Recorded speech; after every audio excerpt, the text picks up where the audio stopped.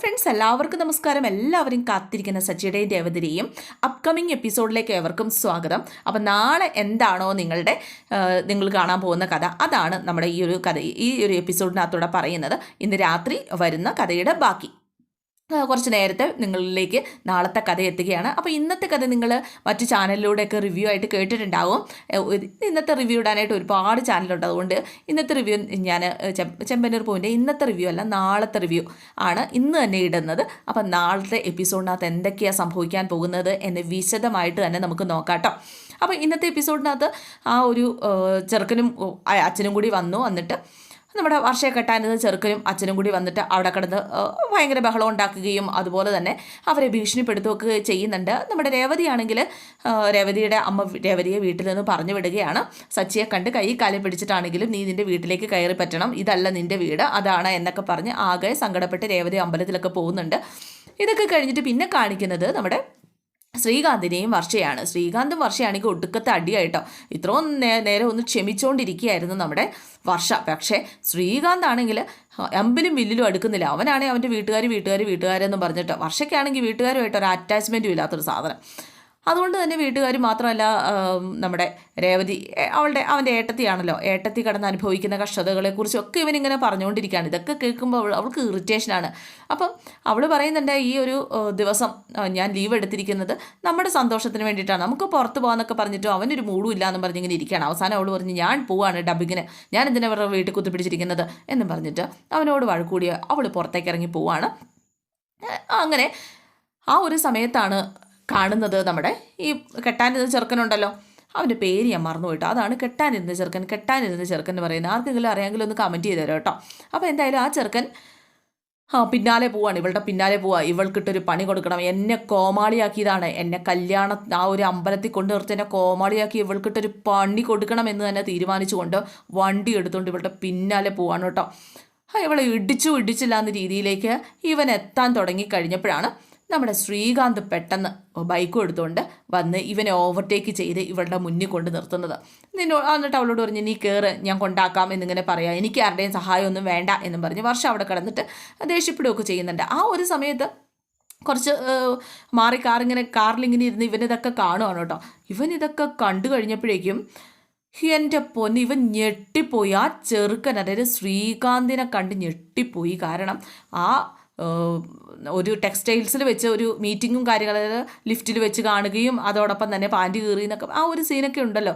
അപ്പോൾ രണ്ടും കൂടെ എന്നെ കോമാളിയാക്കോ, രണ്ടിനെ ഞാൻ വെച്ചേക്കത്തില്ല എന്നൊക്കെ ഉഗ്ര ശബ്ദം എടുത്തു ഇവൻ. എന്നിട്ട് ആ വണ്ടി എടുത്തുകൊണ്ട് അങ്ങോട്ട് പോവുകയാണ്. പക്ഷേ നമ്മുടെ ശ്രീകാന്തിൻ്റെ വണ്ടിയിൽ കയറാനായിട്ട് ഇവൾ തയ്യാറായില്ല.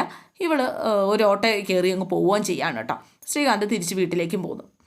ഇതേ സമയം നമ്മുടെ സച്ചിയാണെങ്കിൽ സച്ചിയുടെ കൂട്ടുകാരൊക്കെ ആയിട്ട് ആ ഒരു ടാക്സി സ്റ്റാൻഡിൽ നിന്നിട്ട് ഈ ശ്രീകാന്തിനെക്കുറിച്ച് സംസാരിക്കുകയാണ്. ശ്രീകാന്തിനെക്കുറിച്ചും തൻ്റെ വീട്ടിലത്തെ ഇപ്പോഴത്തെ അവസ്ഥയെക്കുറിച്ചും ഒക്കെ സംസാരിക്കുകയാണ്. എന്തായാലും ശ്രീകാന്ത് ചെയ്തത് തെറ്റ് തന്നെയാണ്. അവന് കാര്യങ്ങളൊക്കെ തുറന്ന് പറയുകയോ എന്തെങ്കിലും ചെയ്യാമായിരുന്നു, അല്ലാതെ അച്ഛനെ ഇങ്ങനെ സ്റ്റേഷനിൽ കയറ്റേണ്ട ഒരു അവസ്ഥയിലേക്ക് അവൻ കൊണ്ട് എത്തിക്കേണ്ടായിരുന്നു എന്ന് തന്നെയാണ് ഇവൻ്റെ കൂട്ടുകാരും പറയുന്നത്. പക്ഷെ അവർ പറയുന്ന മറ്റൊരു കാര്യമുണ്ട്, ഇവൻ രേവതിയെ തള്ളിക്കളയുക അല്ലെങ്കിൽ രേവതിയെ തെറ്റുകാരിയായിട്ട് ചിത്രീകരിച്ച് മാറ്റി നിർത്തുകയും ചെയ്യുന്നത് അത്ര ശരിയല്ല കേട്ടോ എന്ന രീതിയിൽ സംസാരിച്ച് ഒന്ന് മയപ്പെടുത്താനൊക്കെ ആയിട്ട് ശ്രമിക്കുന്നുണ്ട്. പക്ഷേ നമ്മുടെ സച്ചി അമ്പിലും വില്ലിലും അടുക്കത്തില്ല.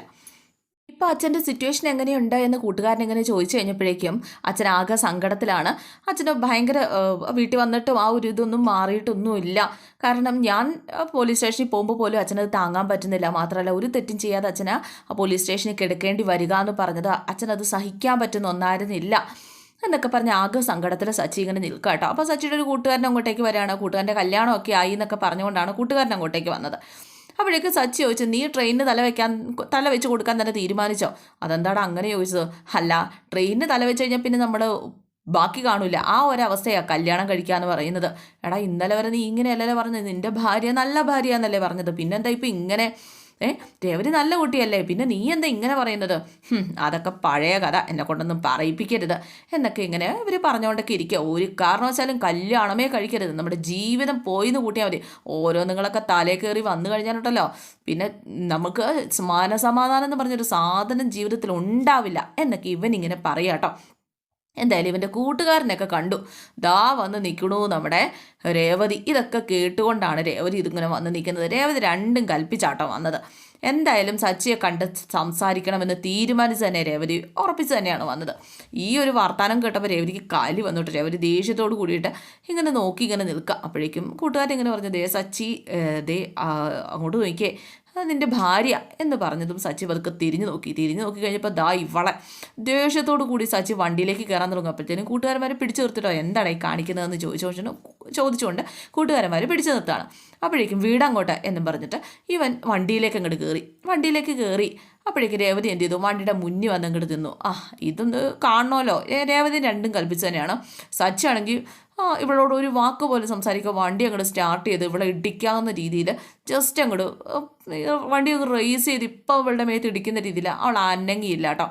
അവിടെ തന്നെ അങ്ങോട്ട് നിന്നു. കുറച്ച് നേരം വണ്ടി അരപ്പിച്ച് കഴിഞ്ഞിട്ട് സച്ചി അവസാനം മടുത്തു.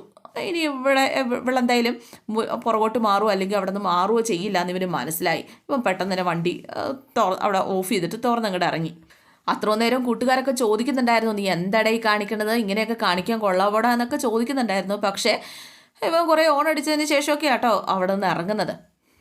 എന്താടി നിനക്ക് വേണ്ടത്, നീ എന്തിനാ ഇങ്ങോട്ട് വന്നത്, മര്യാദക്കൊടൊന്ന് പൊക്കണം, എൻ്റെ കൺമുന്നിൽ കണ്ടേക്കരുത് എന്നൊക്കെ പറഞ്ഞു കഴിഞ്ഞപ്പോഴേക്കും രേവതി ചോദിച്ചു, അതെ എന്നെ കണ്ടിട്ടും കാണാത്ത പോലെ നിങ്ങൾ എന്നെ കണ്ടിട്ടും എന്താ ഒരു വാക്ക് പോലും ചോദിക്കാതെ, എന്തിനാ വന്നേന്ന് പോലും ചോദിക്കാതെ നിങ്ങളിത് എങ്ങോട്ടാ, നിന്നോടല്ലേ ഞാൻ പറഞ്ഞു എൻ്റെ കൺമുന്നിൽ വന്നു പോകരുതെന്ന്. അപ്പോൾ പിന്നെ കണി കാണിക്കാനെന്ന പോലെ എൻ്റെ മുന്നിലേക്ക് എന്തിനാ വരുന്നത്, ഒരു കാരണവശാലും എൻ്റെ മുമ്പിലേക്ക് വന്നു പോകരുത് എന്നൊക്കെ പറഞ്ഞിട്ട് ഇവൻ ഭയങ്കരമായിട്ട് റേസ് ചെയ്ത് അവളുടെ മുഖത്ത് പോലും നോക്കാതെ കേട്ടോ സംസാരിക്കുന്നത്.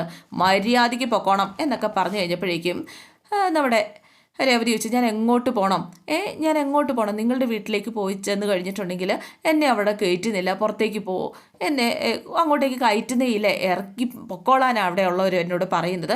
എൻ്റെ വീട്ടിലേക്ക് പോയി കഴിഞ്ഞിട്ടുണ്ടെങ്കിൽ എൻ്റെ അമ്മ പറയും, നിൻ്റെ ഭർത്താവിൻ്റെ വീട്ടിലേക്ക് പോ, ഇത് നിൻ്റെ വീടല്ല എന്ന്. ഞാൻ എങ്ങോട്ടാണ് പോകേണ്ടത്, നീ എങ്ങോട്ടായാലും പോകും, അതെന്തിനാ എന്നോട് ചോദിക്കുന്നത്, നീ എല്ലാം എന്നോട് ചോദിച്ചിട്ടാണല്ലോ അല്ലേ ചെയ്യുന്നത്, അയ്യോ പിന്നെ നീ എന്തിനാ ഇപ്പം എന്നോട് ഇത് ചോദിക്കുന്നത് എന്നൊക്കെ ചോദിച്ചു കഴിഞ്ഞപ്പോഴേക്കും ഇതുപോലെ നിങ്ങൾ ഓരോരുത്തരെ എന്നെ കൈ ഒഴിഞ്ഞാൽ ഞാൻ എന്താ ചെയ്യേണ്ടത്, എന്താ ചെയ്യേണ്ടത് എന്നിങ്ങനെ ചോദിക്കുക. നിങ്ങളതിനെ പേടിപ്പിക്കണേ എന്തിനാ, നിങ്ങൾക്ക് കാര്യം പറഞ്ഞാൽ പോരെ, എനിക്ക് കുറച്ച് സംസാരിക്കാനുണ്ട് എന്ന് രേവതി ഇങ്ങനെ പറഞ്ഞു കഴിഞ്ഞപ്പോഴേക്കും എനിക്കൊന്നും കേൾക്കണ്ടെന്ന് പറഞ്ഞാൽ ഒന്നും കേൾക്കണ്ട, നീ ചെയ്തു വെച്ചെടുത്തോളം മതി, എനിക്കിതിനെ കാണുക പോലും വേണ്ട എന്നൊക്കെ പറഞ്ഞിട്ട് അപ്പോഴേക്കും രേവതി ചോദിച്ചു, അപ്പോൾ എന്നെ ആട്ടി ഓടിക്കുകയാണോ? അപ്പോഴേക്കും കൂട്ടുകാരൻ പറഞ്ഞു, എടാ സച്ചി നീ ഒന്ന് അടങ്ങ്, എന്തായാലും രേവതി എന്തോ സംസാരിക്കാനായിട്ടല്ലേ വന്നേക്കുന്നത്, അവക്കെന്തോ സംസാരിക്കാനുള്ള സമയമൊക്കെ കഴിഞ്ഞു, എല്ലാം അവസാനിച്ചു, ഇനി ഒരു ബന്ധമില്ല ഇവളുമായിട്ട്, എനിക്ക് എൻ്റെ സമാധാനം കളയുന്നുണ്ട്, എനിക്ക് തലപ്പെരുത്ത് കയറും, എനിക്ക് ഭ്രാന്ത് പിടിക്കാൻ നിന്നെ കണ്ടു കഴിയുമ്പോൾ തന്നെ മര്യാദയ്ക്ക് പൊക്കോണം ഇവിടെ നിന്ന് അങ്ങോട്ടെ. സച്ചി മൈൻഡ് ചെയ്യാണ്ട് നിൽക്കുന്ന കണ്ടപ്പോഴത്തേക്കും അവളെ കാറിൻ്റെ ഒറ്റ അടി കൊടുത്തു കേട്ടോ. എൻ്റെ കാറിൻ്റെ തല്ലുന്നോ, എന്നെ തല്ലുന്നതിന് പകരമാണോടി എന്നൊക്കെ ചോദിച്ചുകൊണ്ട് നമ്മുടെ സച്ചി. അപ്പോഴേക്കും രേവതി ചോദിച്ചത്, വാടകക്കാരല്ലേ, സ്വന്തം കാറൊന്നും അല്ലല്ലോ, എന്താണേലും എന്നെ വിശ്വസിച്ചാണ് ഈ കാറിൻ്റെ ഉടമ എന്നെ ഏൽപ്പിച്ചിരിക്കുന്നത്, വിശ്വസിക്കുന്നവരെ പറ്റിക്കുന്ന ഒരാളല്ല, നിന്നെപ്പോലെ അല്ല ഞാൻ അതിന് മാത്രം എന്ത് വിശ്വാസവഞ്ചനയാണ് കാണിച്ചത് എന്ന് രേവതി തിരിച്ചു ചോദിക്കുന്നു. എന്ത് വിശ്വാസവഞ്ചനയാണ് നിങ്ങളോട് കാണിച്ചത്, എൻ്റെ ഭാഗത്തെ ന്യായം ഒന്ന് കേൾക്കാൻ പോലും നിങ്ങൾ തയ്യാറാകുന്നില്ലല്ലോ എന്നൊക്കെ ഇങ്ങനെ പറഞ്ഞു കഴിഞ്ഞപ്പോഴേക്കും നമ്മുടെ സച്ചി ചോദിച്ചു, ഒരുത്തൻ കൊലയാളിയായാൽ പോലും അയാൾ പറയും അയാൾക്കൊരു ന്യായം ഉണ്ടെന്ന്, അത് കേൾക്കുമോ കോടതി? എന്തായാലും നീ ഇവിടെ വന്ന് കിടന്നിട്ട് എത്ര സീനുണ്ടാക്കിയാലും ഞാൻ നിന്നെ വിശ്വസിക്കില്ല എന്ന് പറഞ്ഞാൽ വിശ്വസിക്കില്ല. അപ്പം ഞാൻ പറയുന്നത് കേൾക്കാൻ പോലും നിങ്ങൾ തയ്യാറല്ല അല്ലേ എന്ന് ചോദിച്ചു കഴിയുമ്പോഴത്തേനും അല്ല, എനിക്കൊന്നും കേൾക്കണ്ട. അപ്പോഴേക്കും രേവതി പറഞ്ഞു, ശരി ഞാൻ പോവാം, ഇനി ഞാൻ നിങ്ങളുടെ മുന്നിൽ വരില്ല എന്നും പറഞ്ഞിട്ട് ഇവളങ്ങോട്ട് പോയി കേട്ടോ. 3-4 സ്റ്റെപ്പ് പോയതിന് ശേഷം തിരിഞ്ഞു നിന്നു. എന്നിട്ട് പറഞ്ഞു, അതെ ഞാൻ ഒരു പ്രതീക്ഷയോടെയാണ് വന്നത്, ഞാൻ പറഞ്ഞു കഴിഞ്ഞാൽ വിശ്വസിക്കും, എല്ലാ കാര്യങ്ങളും തുറന്ന് പറഞ്ഞു കഴിഞ്ഞാൽ നിങ്ങൾ എന്നെ മനസ്സിലാക്കും എന്ന് വിചാരിച്ചു. പക്ഷേ നിങ്ങളും നിങ്ങളുടെ വീട്ടിലുള്ളവരെ പോലെ തന്നെയാണ് സംസാരിക്കുന്നത്, എന്നെ മനസ്സിലാക്കാനായിട്ട് നിങ്ങൾക്ക് പറ്റിയിട്ടില്ല, നിങ്ങളെ തേടി വന്ന് എന്നെ കൈയൊഴിഞ്ഞ് നിങ്ങൾ വിടുകയാണല്ലേ. ഒരു കാര്യം ഞാൻ പറയാം, നിങ്ങൾ എന്നെ അന്വേഷിച്ച് വരുമ്പോൾ ഒരു കാരണവശാലും നിങ്ങളെന്നെ കാണില്ല, അന്ന് നിങ്ങളെൻ്റെ വില മനസ്സിലാക്കും എന്നും പറഞ്ഞിട്ട് ഇവളവിടെ നിന്ന് പോവുക. പിന്നെ ഇവൾ സംസാരിക്കാൻ നിന്നില്ല കേട്ടോ. അപ്പോഴേക്കും കൂട്ടുകാർ പറഞ്ഞു, എന്താടാ ഈ കാണിച്ചത്, കാരണം രേവതി സങ്കടത്തോടെ കരഞ്ഞോണ്ടല്ലേ പോയത്, കരഞ്ഞല്ലേ പറഞ്ഞത് എന്നൊക്കെ ചോദിച്ചു കഴിഞ്ഞപ്പോഴേക്കും ഈ കണ്ണീര് കുറേ ഞാൻ കണ്ടതാ, അതെ പെണ്ണിൻ്റെ കണ്ണീര് വിശ്വസിച്ചാൽ ജീവിതം തീർന്നു എന്നങ്ങോട്ട് കൂട്ടിയാൽ മതി, അതാ വേണ്ടത്. ഈ പെണ്ണിൻ്റെ ജീവിതം, പെണ്ണിൻ്റെ കണ്ണീര് നമ്മൾ കണ്ട നമ്മൾ അവസാനം തലയിൽ ചാവേണ്ട അവസ്ഥ ഉണ്ടാകും എന്നൊക്കെ ഇങ്ങനെ പറയുകയാണ്. പിന്നെ കാണിക്കുന്നത് നമ്മുടെ ശ്രുതി ഉണ്ടല്ലോ, ഡബ്ബിങ് സ്റ്റുഡിയോയിൽ എത്തുകയാണ്. നീ വരില്ല എന്ന് പറഞ്ഞിട്ട് ഇതെന്ത് പറ്റി? അയ്യോ, ശ്രുതി അല്ല കേട്ടോ, നമ്മുടെ വർഷ കേട്ടോ, സോറി പേര് മാറിപ്പോയി. നമ്മുടെ വർഷ ഡബ്ബിങ് തിയേറ്ററിലേക്ക് എത്തുകയാണ്. ഡബ്ബിങ് തിയേറ്ററിൽ ഡബ്ബിങ് സ്റ്റുഡിയോയിലേക്ക് എത്തുകയാണ്. നമ്മുടെ ശ്രീകാന്തിനോട് വഴക്കൂടിയിട്ട് അവിടെ നിന്ന് പോകുന്നതാണ്. അല്ല, വരില്ല എന്ന് പറഞ്ഞിട്ട് ഒരാഴ്ച ലീവൊക്കെ എടുത്തിട്ടാണല്ലോ പോയത് എന്നൊക്കെ ഇങ്ങനെ ചോദിച്ചു കഴിഞ്ഞപ്പോഴേക്കും വരണമെന്ന് തോന്നി, അതുകൊണ്ട് വന്നു.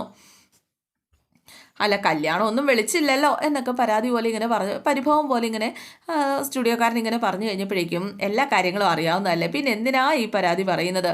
എന്തായാലും ഞാൻ റെഡിയാണ്, നമുക്ക് സ്റ്റാർട്ട് ചെയ്യാം. അങ്ങനെ വർഷ വന്നിരുന്ന് ആ ഒരു ഡയലോഗ്, വർഷയുടെ ആ ഒരു ഡബ്ബിംഗ് ആണല്ലോ സത്യത്തിലുള്ള ഒറിജിനൽ ഡയലോഗ്. ആ നടി പറയും, ഇവർ കുറച്ചുകൂടെ ഇതൊക്കെ ഇട്ട് പൊടിപ്പും തങ്കലും വെച്ച് ആ ഡയലോഗ് തന്നെ പറയും. ഇപ്പോൾ ഡയലോഗ് കേട്ട് കഴിഞ്ഞപ്പോഴേക്കുണ്ടല്ലോ വർഷയ്ക്ക് കാലി വന്നു. കാരണം വർഷം നിൽക്കുന്ന അതേ സിറ്റുവേഷനിൽ ഒരു പെണ്ണ് നിന്നിട്ട് ഈ അതായത് ഭർത്താവിനോട് ഇങ്ങനെ ചോദിക്കുക, നിന്നെ വിശ്വസിച്ചല്ലേ ഞാൻ ഇറങ്ങി വന്നത്, നിനക്കിപ്പോൾ എന്നെ വേണ്ട അല്ലേ എന്നൊക്കെ ചോദിക്കുന്ന ഒരു ഇത് കേട്ട് കഴിഞ്ഞപ്പോഴേക്കും അവൾക്ക് കാലി വന്നു. സർ പ്ലീസ് സ്റ്റോപ്പ് എന്നിങ്ങനെ പറഞ്ഞു കഴിഞ്ഞപ്പോഴേക്കും എന്ത് പറ്റി, നല്ലതല്ലേ, നല്ല ഡയലോഗ് അല്ലേ, എന്താ പറ്റി, ഇമോഷനൊക്കെ കറക്റ്റ് ആണല്ലോ എന്ന് അയാൾ പറഞ്ഞു കഴിഞ്ഞപ്പോഴേക്കും എന്താ സാർ ഇത്, ഈ പഴയ ഡയലോഗ് ഇതൊക്കെ ഈ ജീവിതത്തിൽ നടക്കുന്ന കാര്യം വല്ലതും ആണോ? എന്തായാലും ഇതൊന്നും നടക്കില്ല. സ്നേഹത്തിനും പ്രേമത്തിനും കണ്ണില്ല എന്ന് പറയുന്നുള്ളത് തന്നെയാണ്. പക്ഷേ അതൊക്കെ ഈ കല്യാണം കഴിഞ്ഞ് 1-2 ദിവസം കൊണ്ട് തീരും. അല്ലാണ്ട് ഈ പറയുന്ന പ്രേമവും സ്നേഹവും ഒന്നും സത്യമല്ല എന്നൊക്കെ ഇവളവിടെ ഇരുന്ന് പറയുക കേട്ടോ. അപ്പോഴേക്കും ഇത് എന്ത് പറ്റി, കല്യാണം കഴിഞ്ഞ് ഒരാഴ്ച പോലെ ആകുന്നതിന് മുമ്പാണോ ഈ തിരിച്ചറിവ് എന്നയാൾ ഇങ്ങനെ ചോദിക്കുക കേട്ടോ. അല്ല, ഈ സിനിമയിലെ സീരിയലിലെയൊക്കെ ഡയലോഗൊക്കെ വെറുതെയാണ്, ഇതൊന്നും സത്യമല്ല എന്ന് വർഷ പറയുക. കാരണം വർഷയുടെ അനുഭവമാണ്. അല്ലെങ്കിൽ വർഷ പ്രതീക്ഷിച്ച്, അല്ലെങ്കിൽ വർഷ ഇതുപോലെ ഡബ് ചെയ്ത് കുറേ സീരിയലും സിനിമയൊക്കെ ഡബ് ചെയ്ത് ആ കണ്ടൊരു ജീവിതം എന്ന് ഓർത്തിട്ടാണ് ഇവളങ്ങോട്ട് ചെന്നത്. അപ്പോൾ അതല്ലാന്ന് മനസ്സിലാക്കി കഴിഞ്ഞപ്പോഴേക്കുള്ള നിരാശയിലാണ് ഇവൾ ഈ സംസാരിക്കുന്നത്. എന്തായാലും സാരമില്ല, എന്തായാലും ടേക്ക് എടുക്കാം എന്ന് പറഞ്ഞിട്ട് അവൾ ഡബ്ബിങ് തുടരാണ് കേട്ടോ. ഇതേ സമയം നമ്മുടെ ശ്രീകാന്തും കുറേ നേരം വീട്ടിലിരുന്ന് മടുത്ത് വന്നിട്ട് റെസ്റ്റോറൻറ്റിലേക്ക് വന്നതാണ്. പക്ഷേ അവിടെ റെസ്റ്റോറൻറ്റിൽ ചെന്ന് കഴിഞ്ഞപ്പോഴേക്കും നീ എന്താ ഇപ്പോൾ ഇങ്ങോട്ടേക്ക് വന്നത്, വേണ്ട നീ തിരിച്ചു പൊക്കോ എന്നൊക്കെ ഇങ്ങനെ പറയാം. നീ അല്ലേ പറഞ്ഞത് ഒരാഴ്ചത്തേന് വരില്ല എന്ന്, പിന്നെ എന്തിനാ ഇപ്പോൾ വന്നത് എന്നൊക്കെ കൂട്ടുകാരനായ ഷെഫ് ഇങ്ങനെ ചോദിക്കുക കേട്ടോ. കല്യാണം കഴിഞ്ഞില്ലേ, ഇനി എന്തിനാ വെറുതെ ലീവ് എടുത്ത് ഇങ്ങനെ വീട്ടിൽ ഇരിക്കുന്നത്, അതിൻ്റെ ആവശ്യമില്ല. അവളും ജോലിക്ക് പോയി, ഞാൻ അതുപോലെ തന്നെ ഞാനും ജോലിക്ക് വന്നു, ചിലവൊക്കെ വേണ്ടേ, വീട്ടിൽ നിന്ന് പുറത്തായല്ലോ.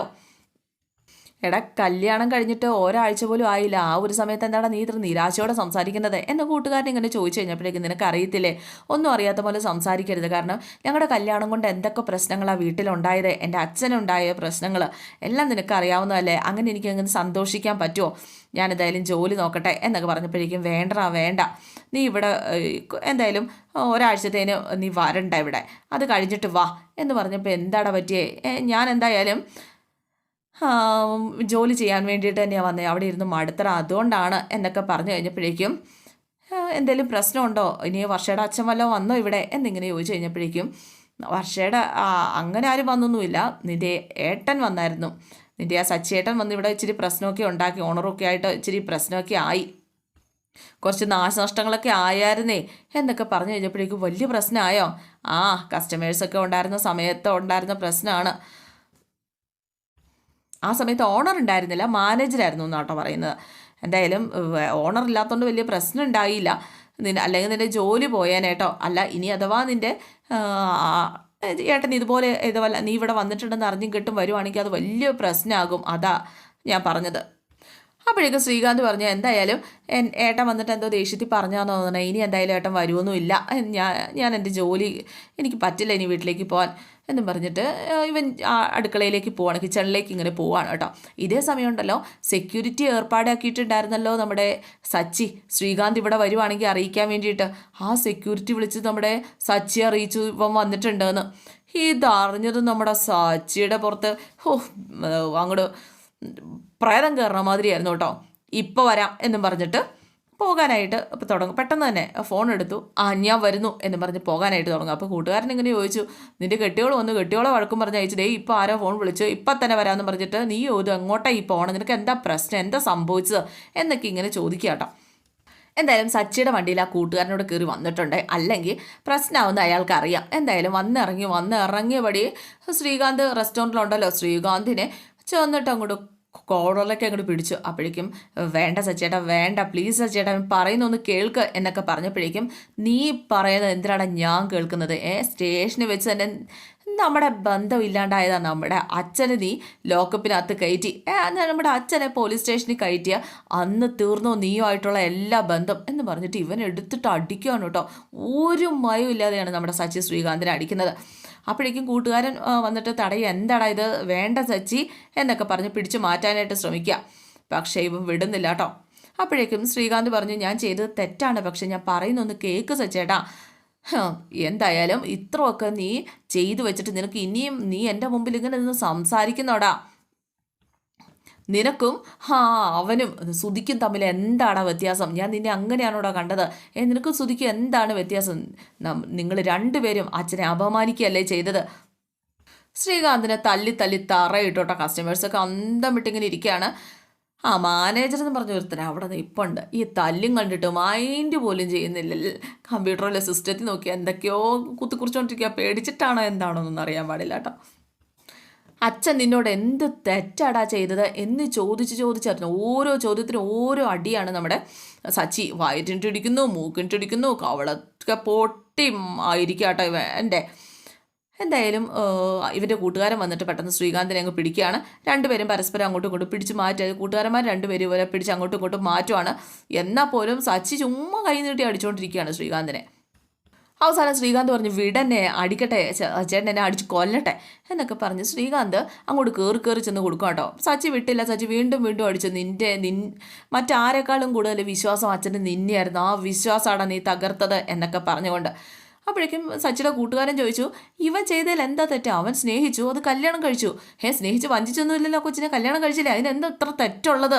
അപ്പോഴേക്കും എൻ്റെ അച്ഛനെ അപമാനിച്ചു, എൻ്റെ അച്ഛനെ പോലീസ് സ്റ്റേഷനിൽ കയറ്റി ഇവൻ, അതും അവൻ കല്യാണം കഴിച്ചു.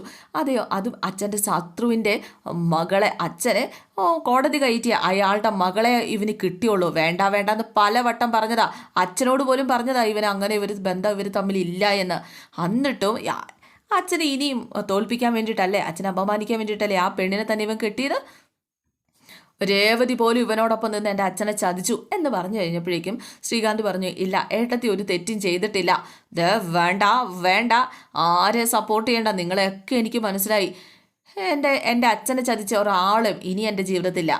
എന്തായാലും ഇനി എനിക്ക് ഇങ്ങനെ ഒരു അനിയനില്ല, എൻ്റെ അച്ഛന് ഇനി ഇങ്ങനൊരു മകനില്ല, ഇങ്ങനൊരു മകനേ ഇല്ല.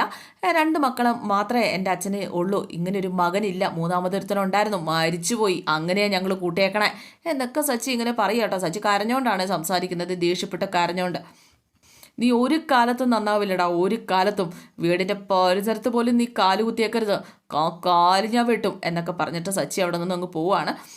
ഏതായാലും ശ്രീകാന്ത് സച്ചിയുടെ ഈ ദേഷ്യമൊക്കെ, ഇത്രയും ദേഷ്യം ആദ്യമായിട്ടാണ് ശ്രീകാന്ത് കാണുന്നത്. ആകെ തകർന്ന മനസ്സുമായിട്ട് ശ്രീകാന്ത് ഇങ്ങനെ നിൽക്കുക. അതിനുശേഷം നമ്മുടെ സച്ചി ബാറിലേക്കാണ് പോയത്. ബാറിലിരുന്ന് വെള്ളം അടിക്കുകയാണ് സച്ചി. അങ്ങനെ സച്ചി തൻ്റെ പരിതാപങ്ങളൊക്കെ ഇങ്ങനെ കൂട്ടുകാരനോട് പറഞ്ഞ് വെള്ളം അടിച്ചുകൊണ്ട് ഇങ്ങനെ ഇരിക്കുകയാണ്.